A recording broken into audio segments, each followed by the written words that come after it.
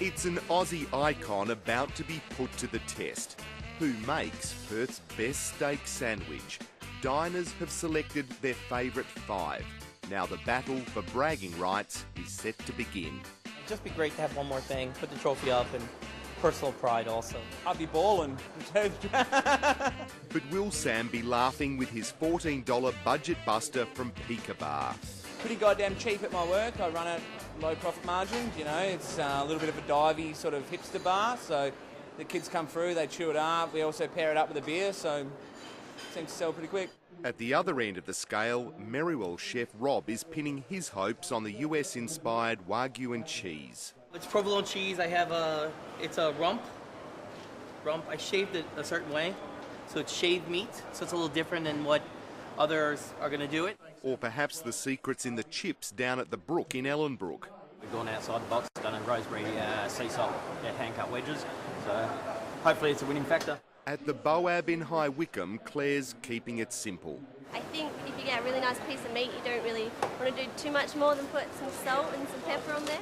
Up in the hills at the Mundaring Hotel, Kevin's hoping it's second time lucky. Last year we did second in the steak sandwich competition, so hopefully this year I'm going to get the first at the top. To decide who makes Perth's best steak sandwich, I'm joined on the judging panel by Tony Vitelli from Lion and Chief Judge Paul Murray from 6PR.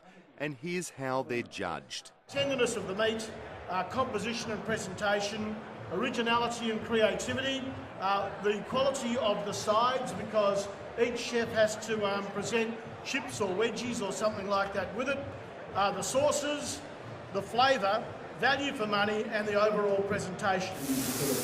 And with that, Claire from the Boab is the first before the judges. She's going with barbecue sauce, cheese and bacon. On the sides, she served chips and onion rings. Looks sensational. We saw no onion rings yesterday. We've clearly come to the city.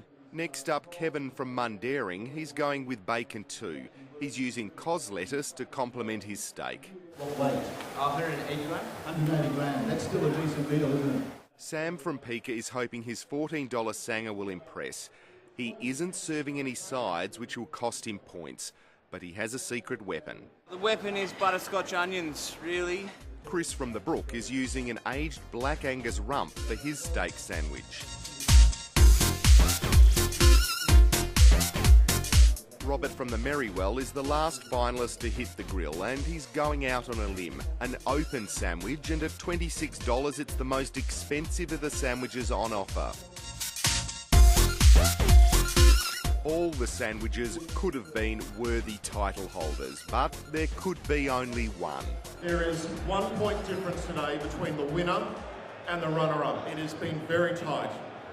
So what I'd like to do now is announce that the winner of the 2013 WA Great Steak Sandwich Competition is the Merrywell with the Brook Bar and Bistro as runner-up. An American has stolen the title as winner of the Great Aussie Steak Sandwich Competition.